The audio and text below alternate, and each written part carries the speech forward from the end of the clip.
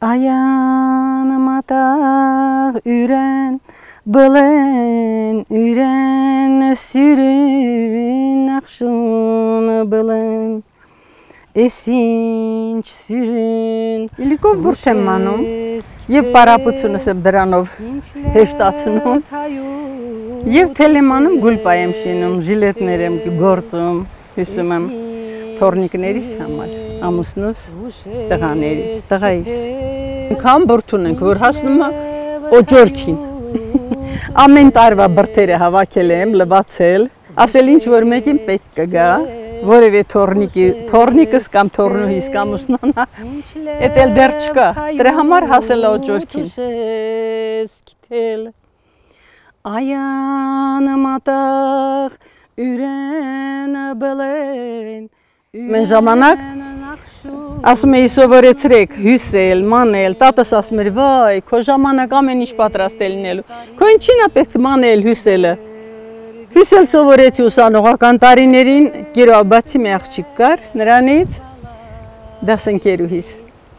Մանելն էլ աղջիկս գնաց մամայիս մոտ մի շաբաթ մնաց մամա տատին թել էր մանում ես էլ սովորել եմ Դե մենք Շահումյանից ենք բռնագաղթել որ եկել ենք բոլորի համար հյուսեցի ժիլետ, ժակետ, յուբկա, շորեր որը մենք մեզ հետ չէինք վերցրել շատ անհրաժեշտ էր 4 խորանարդ մետրի վրա Մամաս, պապաս, ես 4 երեխաս մնացինք մինչև փետրվար Փետրվարի 29-ին Կիսրայելից եկավ նահանջ տարի Կիսրայից հետո մայիսին Կիսուրից եկավ մեր գյուղը արդեն վաղուց դատարկված էր ես որ եկել եմ գյուղը դատարկված է եղել Երեխաներս կոգլյոշով հիվանդ էին բժիշկը խորհրդվեց տեղափոխել ուրիշ տեղ բայց ուրիշ տեղ տեղափոխելու համար թուղթ էր պետք որը չէին տալիս Պատահաբար մի մեքենայի մեջ նստեցինք ամուսինս բերեց մեզ ճանապարհեց Մամաս, պապաս կողքի գյուղում էին տուն վերցրել թափուր տներից մեկը Եկանք այդտեղ տեղավորվեցինք Մամաս էլ էր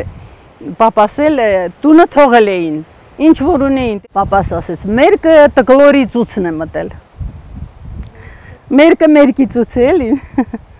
Այսինքն իրենք էլ էին դատարկի եկել Մենք էլ մի տարի մնացի իրենց մոտ երեխաներիս հետ ամուսինս դե կռվում էր դեռ մի տարի մնացել է Շահումյանը մինչև լրիվ են բռնագաղթել Հետո վերջին օրը որ արդեն Շահումյանը դատարկվել է բոլորի հետ միասին ամուսինս է եկել ու ինչ է հանել տնից այսօր եմ թորնիկիս պատմում Երկու գորգ որը տնից վերցրել էին վերջի պահին ուսին էր գցել ու անտառով որ հասնում եք սահմանը Շահումյանի ու Ղարաբաղի դե Շահումյանը առանձին հայկական շրջան էր Ադրբեջան Այդ անտառով ամբողջ ընթացքում ոտքով հասել էր ու ուսերի վրա այս երկու մատ հաստության փոսեր էր գոյացել կապտած Տան հիշատակը Կիսրայելից ինչ էր հանել իր պապիկի խաչը Աղոթագիրքը ու Աստվածաշունչը Մահակի ձեր ներգցել տոպրակը վերցրել ու լեն, շեն, բոլ տնից որ երկու հարկանի էր ու ամեն ինչ մեջ բերել էինք այդ որպես հիշատակ մեր տնից Հայր մեր որ հերեկինս Սուրբ Իսրայելից պապը եղել է Էրքեջ գյուղի քահանան Տեր Սարգիսը Արդեն սովետականացման ժամանակ տվել է թորնիկին իմ Կիսրայելին Մուխան են ասել Միքայել Սարգսյան Տվել է իրեն ասել բալիկս տար ջրհորն է դիր Էլ պետք չի սա Էլ հավատացող չկա սրա Բայց Կիսրայելից փոխանակ ջրհորը նետելու վերցրել էր փաթաթել իր անդրավարտիքի մի փողքի մեջ ու դրել Գերանի ուսյան արանքում գոմում Պատերազմի ժամանակ ընկել է ռմբակոծության տակ Ամբողջ վաշտը սպանվել է զոհվել են բոլորը Ինքը փաստորեն այդ ականների նռնակների բացած փոսում է մնացել հողը վրան է դարձել Լրիվ կենթանի թաղվել է ոնց որ Ուշագնաց եղել Ասում եմ մի պահ կինս Մարգուշը եկավ ինձ այցի Ասում եմ որ գրկեի Ես ընտեղ էլ շնչակտուր էի լինելու արդեն ոտ չկար շնչելու ու մահանայի վեր թռա, որ չկարողացա բռնել, ասում է վեր թռա։ Ու տեսնեմ մթության մեջ ձեռքերով փորել է մի խոսքով ու փրկվել։ Ու ասում եմ մտածեցի, սա ինչ զորություն էր աստվածային, որ ես կարողացա այս վիճակից փրկվել։ Երթվում է, որ գնամ կնոջս ծոց չեմ մտնի եւ խաչն ու ավետարանը կհանեմ գոմից, կդնեմ իմ տան ամենապատվավոր տեղում մետաքսե շորով փաթաթած։ Գնում է եկեղեցի առաջինը, աղոթում, խաչն ավետարանը մետաքսե գլխաշորով կապում, հետո կնոջ մոտ գնում։ Այդպես է հասել մեզ։ Ու գրքի վրա էլ հիշատակ է գրել, որ թողնում եմ Ալբերտին, փոքր որդուս, որպես Սարգսյանների հիշատակ։ Դա գյուղից մնացած հիշատակը։ Հետո եկանք, այստեղ մեզ սրերով դիմավորեցին, ով է կարմիր խնձոր ուղարկել ձեր հետևից, որ եկել եք։ Ոչ բոլորը, ոչ բոլորը իհարկե, բայց եղավ էլի, էդ էլ եղավ։ 4 երեխաս վերցրած ես ինչ պիտի անեի, մի կին եկավ, վա, ես ինչա, ով իմանա ինչ ես արել, որ այսպես ես մնացել էլի, որ մարդը չկա։ Ասում եմ մարդս կռվում է, դեռ Շահումյանը կա, ես եմ եկել, թերահավատությամբ էին ընդունում։ Չգիտեմ ինչն էր պատճառը, բոլորին համարում էին անբարոյական։ Ուրեմն վախենում էի, որ ես հայացքս բարձրացնեմ, հանկարծ մեկի գայլային հայացքին չհանդիպեմ։ Պատկերացրեք, այդպիսի իրավիճակել եմ ապրել։ Մինչև Ալբերտը եկել է, որ եկել էր ես չէի հավատում, որ վերք չկա վրան կամ ոչ մի բան։ Ասում էր ես փրկվել եմ քանի մահից, քանի անգամ։ Ոչ թե ինքան միջապես կռվող է եղել, որ ասեմ, ինքը ուսուցիչ էր, պարզապես հերթափոխ են արել, օգնելով կամավորական ջոկատում, էլի, օգնելով հիմնական կռվողների։ Հա, եկել ենք այստեղ, օգնեցին բարեկամները, մի տուն առանք, այդպես տեղավորվեցինք, ու առաջինը մատաղ արեցինք, սրանից նրանց ապսե ուզելով, որ ողջ առողջ, ամբողջ Գերդաստանով հասել ենք տեղ։ Կողքի տուններ, տղայիս համար պսակեցինք մեզ տղայիս, բայց նա էլ չվայելեց։ Գլխուղեղի քաղցկեղից մահացավ, 2 երեխա թողնելով, 9-րդ, 7-րդ դասարանների։ Մենք այդ կրակոցները քիչ ենք լսում, գութում, որ խփում են, ավելի հեշտ ենք լսում, գութից եկող կրակոց ավելի հեշտ է լսվում, իսկ այստեղ հանքի մոտերքում, որ կրակում են, մոտիկ է լինում էդ ենք լսում, մնացածը չէ, եմ որ ասում վախեցած ինչ են վախեցնի, մենք այս ամենը տեսել ենք, հենց եկած առաջ օրը, որ Քարվաճառի կրակոցները կային, այստեղ որ տուն առել էինք, առաջին կրակոցները եկան մեր տան դեմ պայթեցին։ Ասում ենք ես կրակոցները մեզ հետապնդում են, ինչ է, բայց էլի մեր հավատը չսասանվեց, էլի մնացինք։ Այսպես սկսվեց մեր կյանքը։ Այստեղից ընտեղից հավաքելով երկաթե մահճակալ սարքեցինք, 30 տարվա ընթացքում ինչքան տեսնում եք, այստեղ ոչ մի բան չի եղել, ծառ ենք տնկել, Փարքաստու մեղուն են, գոմ ենք սարքել, տունը լրի վերակառուցել, նորոգել, ամեն ինչը տեղը են սարքել։ Ու այսքանից հետո եղավ 20-20-ը։ Բայց մենակ ես եմ երեխաներին վերցրել, գնացել աղջկաս տուն։ Ոչ հարսս, ոչ ամուսինս, ոչ տղաս չեն լքել գյուղը։ Կրակոցների տակ Գևորգս տղաս ասում է, մամա, գիտես, ամբողջ հողը սասանվում էր։ Սա առաջին հարվածը սոտքին, որից հետո եկավ սեպտեմբերը։ Անցած անգամ գնում եմ Երևան Թոռանս ծննդյան արդիվ աղջկա շնորհավորելու։ Մի կին էր Վարդենիսից էր, թե որտեղից էր նստած, ասում է, դավաճանեցին ու մեր սահմանները տվեցին թուրքի։ Ով դավաճանեց, ասում են այնտեղ կանգնած զինվորներ նկարել են պոստերը ու տարել են թուրքին են տվել, ասում եմ ես սոտքում եմ ապրում ու ամբողջ 3 կողմը շրջապատված է ադրբեջանական զինվորներով ու մենք նրանց տեսնում ենք, մշտապես նրանց դիտակետի տակ ենք։ Իսկ դու ասում ես դավաճանել են, որ ամեն օր մենք տեսնում ենք այդ նկարող անօթաչուները։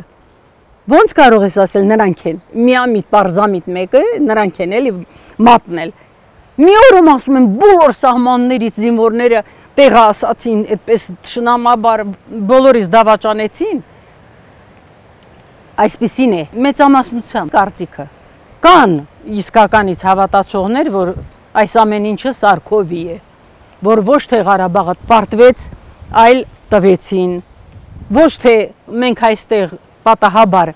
հայտնվեցինք թշնամու դիտակետում, այլ այս ամենը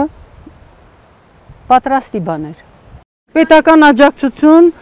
լույսը կարծեմ ձրի է, դե մենք լույսի կարիք չունենք, արդեն արիվային ունենք եւ ջրատաքացուցիչ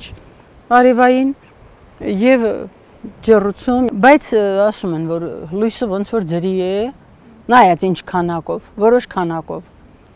Մի անգամ ճտեր են բերել ձրի տվել, 2 տարի է տնկիներ են տալիս, դե չգիտեմ ով է տան, բայց ամենամեծ բարեգործությունը, որ արել են, մեր տան կտուրներն են,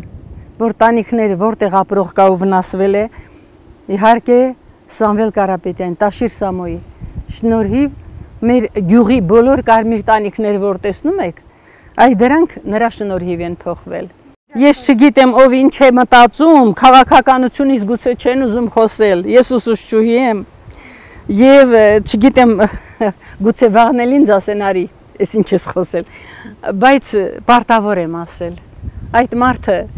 իր միջոցներով եւ տանիքները փոխեց։ Մերը նույնիսկ փայտեր են ավելացրել, մի քիչ բարձրացրել, ինչ որ հարմար սարքել էլի, այս դեմինը։ Չուզեցին ոնց որ քանդեն թողնեն, արեցին, էտել արեցին տղաները։ Հետո պատերը, որ սենց միատեսակ են արել, էտել է իր շնորհիվ, ասել է նորոգումնել եմ անելու ու կահույքել եմ տալու։ Ումը որ արել են։ Բայց կան 4 տուն է ընդամենը պետությունը շինել, 10 անգամ եկել են նայել տեսել ինչը ինչ է, բայց այնտեղ դեռ ապրող չկա, որովհետև կահույք չեն կարողանում գնել, ինչ որ պակասություն դեռ կա, չնայած տունը լրիվ կառուցած է։ Բայց չէ որ դրա կողքին կա Էթումյան Վաչո, որի տունը չեն շինել, որի տան խոհանոցով մտել է 3 երեխան, թե 4-ն էլ տանն են եղել, 3 աղջիկ մի տղա ունի։ Ասում եմ մեր դիմաց, որ Սարցարանը, Սառնարանը չհասան առաստաղին ու ցած իջան։ Մի անգամից գնելի այդ իմ աշակերտի, որին դեռ դպրոցում էր էլի դասավանդում է, ասում եմ մի անգամից լեզուս փակվել է, կակազում էր դեռ։ Ասում էր ընկերն ասական ձեռքս դողում է, կլինի իմ տետրի վրա գրեք։ Դեռ սեպտեմբերին այդ ժամանակ էլի, որ 15-ից հետո դասի եկանք, ասաց ձեռքերս դողում են։ Ամեն ինչ, որ կոչվում է ազգային արժեք, վերացվում է։ Ես չգիտեմ սա մեզ ուր է տանելու, կամ ինչն է նպատակը, բայց սա լավ ծրագրված գործողություն է, որի ընթացքը տանում է ազգակործան քաղաքականության ավարտին ու վերջապես ազգի, չգիտեմ, ուծարման ասեմ, թե պարզապես անհետացման ասեմ։ Մեր ազգը ամբողջ աշխարհում էտալոն է եւ ընտանիքի տեսակետից եւ բարոյականության կամ մնացած ամեն ինչի ուսման հանդեպ ձգտման մեզ այնպես արեցին, որ հիմա չգիտենք ինչ է, դուք ավելի լավ եք տեսնում ամեն ինչ։ Ես դա համարում եմ սրբապղծություն, մեզ պահպանել է եկեղեցին, միշտ մեր հույսը եղել է Աստված, ուր էլ գնաք, ում էլ հարցնեք, ով է, ում ես առաջինը դիմում քո դժբախտ կամ դժվարության պահին, Տեր Աստված, դու մեզ օգնական։ Նաև ուրախության պահին։ Այո, փառք Աստծո, ամեն Աստծո օր, առավոտ լուսո, գիշերով, երեկոյան, աչքերս բացելուն պես ես աղոթում եմ Աստծուն, թաքուն թե բացահայտ։ Հավատը եկեղեցու շնորհիվ է պահպանվում։ Մեր դժվարին օրերին միշտ էլ եկեղեցին է եղել մեր կողքին։ Անգամ հայրենական մեծ պատերազմի ժամանակ եկեղեցու շնորհիվ է, որ մարտական 89 դիվիզիան ձևավորվել է։ Ես բոլոր հաղորդումները նայում եմ, որը վերաբերում է մեր ազգին։ Ու համոզվել եմ, որ մեր ազգը իրոք ընտրյալ է։ Փորձությունները կանցնեն։ Կգա ժամանակ, որ այս փորձությունները կանցնեն ու իսկական հավատը կհաղթանակի։ Ինչ որ կա, այն էլ է մեզ հերիք, շատը չեմ ուզում, այսքանն էլ է բավարար, եթե ապրելու հնարավորություն տան։ Օդը մաքուր է, զով է, ես չեմ կարողam շոքին դիմանալ։ Երևանում ինձ թվում է թոնրի մեջ եմ, դե գոնե թոնրատանը, որ թոնիր էի վառում, հաց էի թխում, Գոնե գլուխս հանում էի այնտեղից մի քիչ մաքուր օճնչում։ Ու այդ թոնիր Երևանից չես կարողանում գլուխդ հանել մի քիչ օճնչել։ Չեմ ուզում։ Քաղաք չեմ սիրում։ Թող Աստված տա իմ ուզածը լինի, ասում եմ Տեր Աստված, մեր ստեղծածը մենք վայել ենք ու այստեղ, հենց այստեղ մեր երեխաների համար ստեղծենք ու ապրենք։ Ամեն պայմանի էլ հարմարվում ենք, արդեն սովորել ենք դրան։ Մենք միայն ուզում ենք, որ մեր սահմաններին ոչ թե թուրքը կանգնի, այլ ազատ ապրենք, որ տղաս գնում է խոտ հնձելու, ասում է մամա, գիտես ինչքան տարածք պիտի ես շրջանցեմ, որպեսզի գնամ իմ խոտ հարկին հասնեմ։ Արդեն հույս չունեմ, կարող եմ այնտեղից խոտ բերել, թե ոչ, որպեսզի ազատ գյուղացին գնա, անասունն էլ այնտեղ պահի, խոտն էլ այնտեղից հնձի, քարից հաց քամի ու ապրի, ինչ են ուզում մեզնից։ Ամենակարևորը այդ է, խաղաղություն լինի, մնացածը ժողովուրդ կստեղծի։ Մի անգամ արդեն ծննդավայրս կորցրել եմ, ապրած տեղս, որ 13 տարի հարս եմ եղել, կորցրել եմ, չեմ ուզում։ Սա իմ երեխաների զավակների ծննդավայրն է արդեն, չեմ ուզում, որ իրենք էլ կորցնեն իրենց ծննդավայրը։ Հիմա երազում եմ մեր տան պատից մի քար լիներ, նստեի վրան ու պատմեի անտուն կյանքիս հեքիաթը նրան։